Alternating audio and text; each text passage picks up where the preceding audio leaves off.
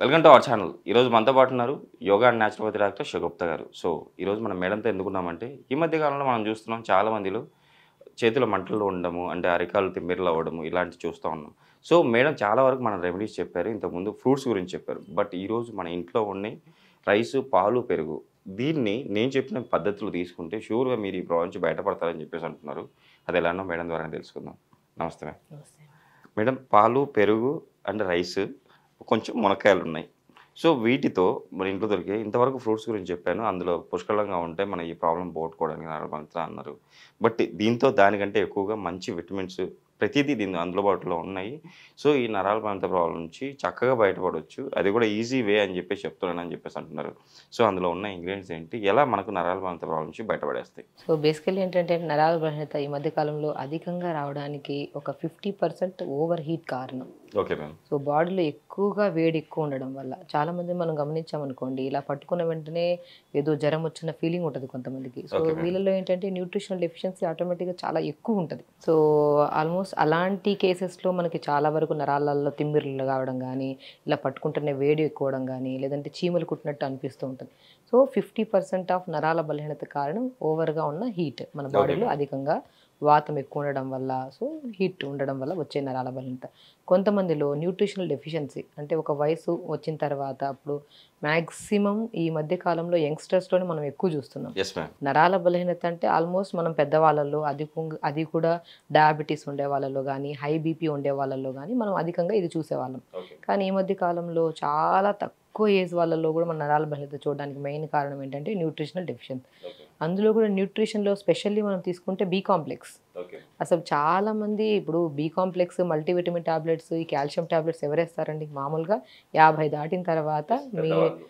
మీ బాడీలో కాల్షియం తక్కువ ఉంది, అందుకని మీరు కాల్షియం టాబ్లెట్లు వేసుకోండి అని చెప్పి వాళ్ళకి వాళ్ళు వేసుకోవడం, లేదంటే డాక్టర్ ప్రిస్క్రైబ్ చేశారని వేసుకుంటుంటారు. కానీ ఈ మధ్య కాలంలో చిన్న పిల్లల దగ్గర నుంచి కూడా బి కాంప్లెక్స్ టాబ్లెట్స్ అని, మల్టీవిటమిన్ టాబ్లెట్స్ అని, కాల్షియం టాబ్లెట్స్ అని వేస్తున్నారు. ఓకే. సో ఎందుకంటే అది సంపూర్ణంగా ఆహారం తీసుకోకపోవడం వల్ల ఒకటి, అంటే ఒకవేళ తీసుకుంటున్నా కూడా ఆ జీర్ణ వ్యవస్థ అనేది చాలా వీక్గా ఉండడం వల్ల, ఈ సంపూర్ణమైన విటమిన్స్ అనేవి మన నరాలకి దొరకపోవడం వల్ల కూడా ఈ స్ట్రెంత్ అనేది లేక ఈ చిన్న పిల్లల్లోనే ఈ ప్రాబ్లమ్స్ రావడం. ఓకే. సో నేను చాలా ప్రీవియస్ వీడియోస్లో మనం ఏం చెప్పాము, చాలా ఫుడ్ విషయం చెప్పాము. And pumpkin, water melon, sunflower seeds, తెల్ల నువ్వుల్లో కూడా మంచి కాల్షియం, విటమిన్ B12 ఉంటుంది, బి కాంప్లెక్స్ విటమిన్స్ సంపూర్ణంగా ఉంటాయని చెప్పాం.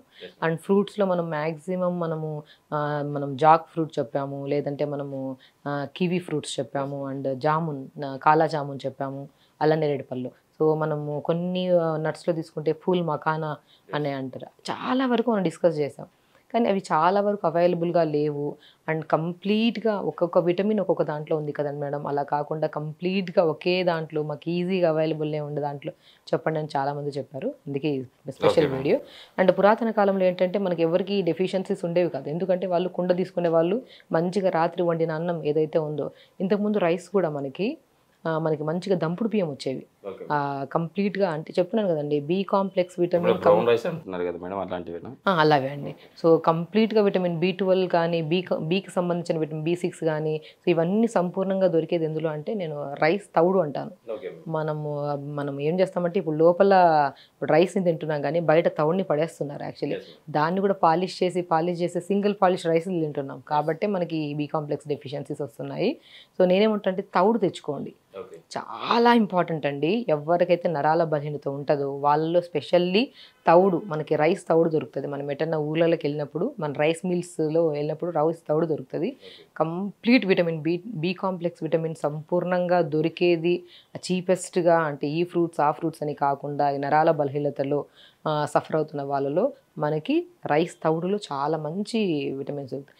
ఆ రైస్ తౌడు తెచ్చుకొని దూరగా వేపేసుకొని, ఆ దూరగా వేపిన దాంట్లో సేమ్ ఇప్పుడు మనం ఒక కప్ ఆఫ్ రైస్ తౌడు తీసుకున్నాం అనుకోండి, సమపాలంలో మినుములు దొరుకుతాయి కదా, ఓకే. మినుములు తెచ్చుకొని సమపాలంలో రెండింటిని ఫ్రై చేసుకొని లడ్డూలు చేసుకోండి.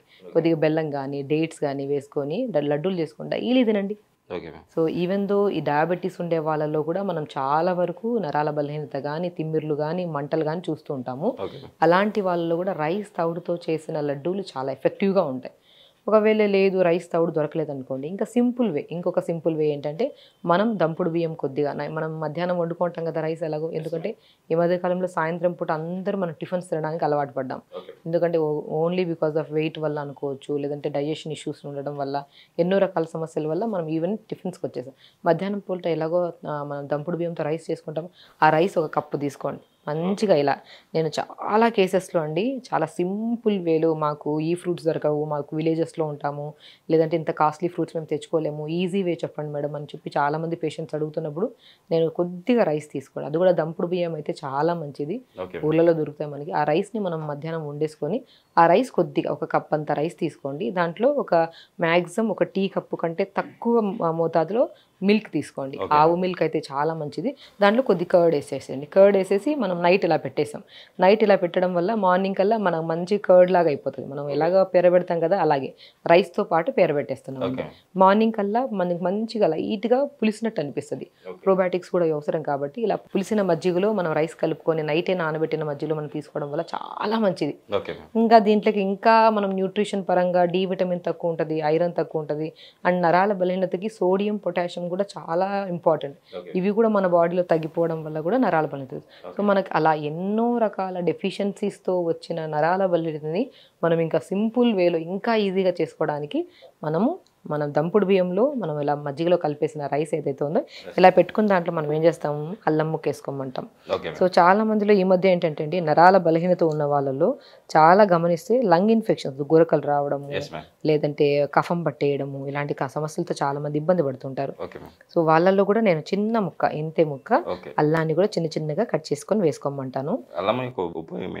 అల్లం వల్ల లంగ్ కెపాసిటీ పెరుగుతుంది, ఇమ్యూనిటీ పవర్ మంచిది, యాంటీ ఇన్ఫ్లమేటరీగా పనిచేస్తుంది. మనకి ఏదైనా గాయాలు అయ్యాయనుకోండి తొందరగా రికవరీ అవ్వాలంటే మనకి యాంటీబాడీస్ అనేవి స్ట్రాంగ్గా ఉండాలి. సో ఇమ్యూనిటీ పవర్ బాగుండాలి. ఆ ఇమ్యూనిటీ పవర్ని పెంపొందించి ఈ గురకలు, లంగ్ కెపాసిటీని, బ్లడ్ ప్యూరిఫికేషన్ని బాగా పెంపొందించేది అల్లం అన్నమాట. సో చిన్న అల్లం ముక్క మనం వేసుకుంటాము. అండ్ కొత్తిమీర కూడా అండి, నేనేమంటున్నాను బి కాంప్లెక్స్ విటమినే కాకుండా ఇప్పుడు చాలా మందిలో మన కిడ్నీ రిలేటెడ్ ప్రాబ్లమ్స్, కిడ్నీలో స్టోన్స్ అంట, కిడ్నీలో మన యూరిక్ యాసిడ్ లెవెల్స్ పెరగడము, క్రియాటిన్ లెవెల్స్ పెరగడం చూస్తున్నాం కదా, ఆ ప్రాబ్లమ్స్ని తగ్గించేది కొత్తిమీర. అండ్ నేను చాలా కేసెస్లో చెప్పాను, మనం కిడ్నీలో స్టోన్స్ ఉన్నా కూడా, యూరిక్ యాసిడ్ లెవెల్స్ ఎక్కువ ఉన్నా కూడా కొత్తిమీర పుదీనాని జ్యూస్ చేసుకొని తాగమంటుంటాను. అది తాగిన 11 రోజుల్లో కిడ్నీలో స్టోన్ కూడా మనకి మ్యాక్సిమం మన యూరిన్ త్రో బయటకు వస్తుంది. అండ్ దాంతోపాటు నీళ్ళు కూడా బాగా తాగాలి, అది కూడా చాలా ఇంపార్టెంట్.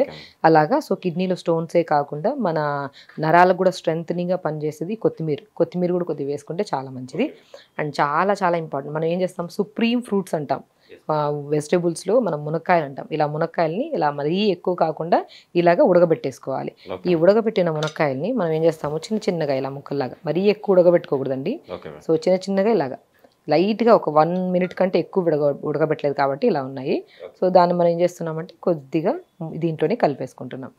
సో కలిపేసుకొని పొద్దున పూట టిఫిన్, మనం మామూలుగా టిఫిన్ అంటే ఏం చేస్తాం, ఇడ్లీలు పెసరట్లు తింటాం కదా, అలా కాకుండా పొద్దున్న లేచిన వెంటనే ఒక అర చెంబంత నీళ్ళు, అంటే 350 ml వాటర్లో, రాగి చెంబులో కొద్దిగా తులసాకులు, పుదీనా, జీలకర్ర ఈ మూడింటిని నానబెట్టి నైట్ నానబెట్టుకోవచ్చు, లేదంటే మార్నింగ్ నానబెట్టచ్చు.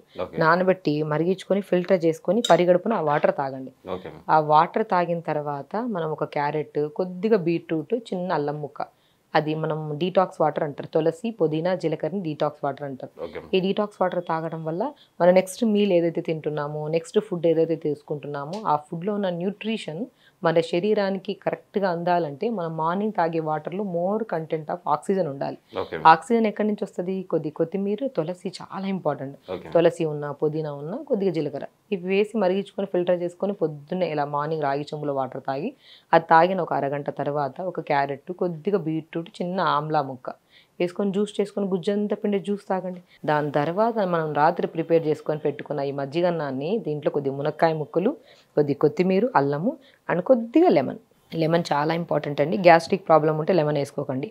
అధికంగా గ్యాస్ట్రిక్ ప్రాబ్లం ఉండేవాళ్ళు, లేకపోయి జస్ట్ నార్మల్ కొద్దిగా అప్పుడప్పుడు గ్యాస్ట్రిక్ ప్రాబ్లం వచ్చే వాళ్ళు వేసుకోవచ్చు. కానీ కొంతమంది బాగా ఇర్రెగ్యులర్గా తినడము, స్లీప్ ప్యాటర్న్ సరిగా లేకపోవడం వల్ల కూడా చాలా మంది గ్యాస్ట్రిక్, అలాంటి వాళ్ళు లెమన్ వేయకూడదు. సో మార్నింగ్ టిఫిన్ లాగా తీసుకోవాలంటారు. టిఫిన్ లాగా అండి, మ్యాక్సిమం ఇలా చిన్న బౌల్లో ఇంత రైస్, ఒక 2 స్పూన్లంత రైస్, కొద్దిగా మనము మజ్జిగ వేసుకున్నా పర్లేదు, లేదంటే పాలు వేసుకున్నా పర్లేదు. పాలు కొద్ది కర్డ్ వేసేసి పెట్టేసాం అనుకోండి, మార్నింగ్ కల్లా అయిపోతుంది. మార్నింగ్ కల్లా మార్నింగ్ కల్లా పెరుగు ఎట్లా పెరుతుందో అలాగా రైస్తో పాటు పెరుగు పెరుగు మంచిగా స్మాష్ చేసేసేయాలి. స్మాష్ చేసేసి కొద్ది కొత్తిమీర, చిన్న అల్లం ముక్క, తర్వాత మునక్కాయ లోపల గుజ్జు వేసేసి బాగా స్మాష్ చేసి తినండి.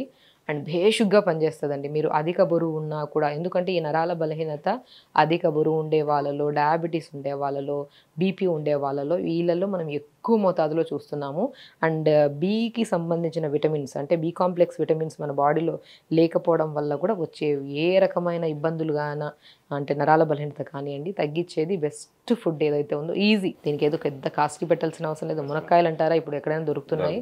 బట్ కూడా పెరుగు పాలు ఈజీగా మన ఇంట్లో అవైలబుల్గా ఉంటాయి. అంటే ఇంకా ఎక్స్ట్రీమ్గా మనం మళ్ళీ ఇది లేదు అది లేదని తెచ్చుకోవాల్సిన అవసరం లేదు. ఎప్పుడు అవైలబుల్గా ఉంటాయి. కొత్తిమీర ప్రాసెస్ కూడా చాలా ఈజీ. సో సింపుల్ వే అండి. ఇలా ప్రిపేర్ చేసుకొని మార్నింగ్ లేచిన వెంటనే చెప్పినట్టు తులసి, పుదీనా, లేదంటే కొత్తిమీర, పుదీనా, చిన్న మన కొద్ది జీలకర్ర పావు స్పూన్ వేసి రాగి చెంబులో నైట్ నానబెట్టి మార్నింగ్ లేచి మరిగించుకొని తాగండి. ఇది ఎవరైతే నరాల బలహీనతే కాదు, డయాబెటీస్ కానీ, బీపీ కానీ, అండ్ మన కిడ్నీలో స్టోన్స్ ఇష్యూ ఉండేవాళ్ళు కానీ, any kind of even thyroid ఉండేవాళ్ళు కూడా, బరువు ఉండేవాళ్ళు కూడా చెప్తున్నాను కదా. సో ఈ వాటర్ని మనం మార్నింగ్ తాగడం వల్ల మనం రోజు మోతాదులో తినే ఆహారాన్ని డైజెషన్ చేసే క్యాపబిలిటీ ఉంటుంది ఈ వాటర్లో. ఇది తాగిన ఒక హాఫ్ అన్ అవర్ తర్వాత కొద్ది క్యారెట్, బీట్రూట్, ఆమ్లా ముక్క, ఒకవేళ ఆమ్లా లేకపోతే చిన్న అల్లం ముక్క వేసుకొని జ్యూస్ చేసుకొని అది తాగి దాని తర్వాత బ్రేక్ఫాస్ట్ లాగా ఇది తీసుకోండి. సో బోర్ కొట్టదండి. కావాలంటే మీరు ఒకరోజు మునక్కాయ ముక్కలు వేసుకోండి, ఒకరోజు ఏదైనా ఆకుకూర వేసుకోండి, ఒకరోజు బీట్రూట్ వేసుకోండి, ఒకరోజు క్యారెట్ వేసుకోండి. నేను మ్యాక్సిమం నరాల బలహీనత ఉండే వాళ్ళలో మునక్కాయలు ఎక్కువ ప్రిఫర్ చేస్తాను. ఇలా మంచిగా స్మాష్ చేసుకొని పొద్దున్నే కడుపారా తింటే, నేను చెప్పాను అధికంగా వేడి ఉండే వాళ్ళలో కూడా ఈ సమస్య అనేది 50% ఛాన్సెస్ ఉన్నాయి. పొద్దునే ఈ మజ్జిగను మనం మంచిగా తీసుకున్నారనుకోండి, డెఫినెట్గా మనకి ఆ వేడి తగ్గిపోతుంది. మజ్జిగ ఎందుకు తాగుతాం? వేడి తగ్గించడానికి. దాంట్లో కొద్దిగా ఇవన్నీ వేసాం కాబట్టి ఇలా మంచిగా మార్నింగ్ తీసుకోవడం వల్ల బరువే కాకుండా నరాలలో strength and B complex vitamins సంపూర్ణంగా దొరుకుతున్నాయి. దీంతోపాటు ఒక చిన్న టిప్ నేను చెప్పాను స్టార్టింగ్లో, మీరు గుర్తుపెట్టుకోవాలి. అండ్ రైస్ తౌడు ఉంటుంది కదా, ఆ రైస్ తౌడు కొద్ది మినుములు 2 తెప్పించుకొని దూరగా వేపేసుకొని లడ్డులా కొద్ది బెల్లం కానీ, డేట్స్ కానీ, కుదిరితే ఆల్మండ్స్, పంకిన్, వాటర్మెలన్, సన్ఫ్లవర్ సీడ్స్లో కూడా మంచి పోషకాలు ఉంటాయి. ఇవన్నీ కలుపుకొని లడ్డు చేసుకోండి. సాయంత్రం పూట ఒక లడ్డు, మార్నింగ్ పూట ఈ మజ్జిగను. అది మరి అధికంగా నరాల బలహీనత ఉండే వాళ్ళలో కానీ, తిమ్మిర్లు, బ్యాక్ పెయిన్స్, సయాటిక పెయిన్స్, మోకాలు నొప్పులు ఇవేమున్నా కూడా మంచిగా ఈ తౌడుతో చేసిన లడ్డులను పిల్లలతో సహా, ఓన్లీ నరాల బలహీనత తినే వాళ్ళే తినాలంటే లేదు, అందరూ తినొచ్చు హ్యాపీగా. అది ఎగ్జాక్ట్లీ. సో అలా హ్యాపీగా తీసుకోవచ్చు. ఓకే మ్యామ్, చూసారు కదా, మీరు కూడా ఇలా మేడం చెప్పినట్టు ప్రిపేర్ చేసుకుని మీరు తీసుకోగలిగితే షూర్గా అంటే నరాల బలహీనత ప్రాబ్లమే కాదు, ఇంకా మీకు వచ్చే వేరే రకాల వ్యాధుల బారి నుంచి కూడా మీరు బయటపడవచ్చు అని చెప్పేసి అంటున్నారు. సో కంపల్సరీ ఇంట్లో ట్రై చేయండి. అది కూడా మన ఇంట్లో దొరికేటివన్నీ ట్రై చేసి మీరైతే బెనిఫిట్ పొందుతారు, హెల్తీగా ఉంటారని చెప్పి ఆశిస్తాను. మేడం, ఈరోజు మన ప్రేక్షకుల కోసం ఇంత మంచి రెమెడీ చెప్పారు. Thank you. నమస్తే అండి.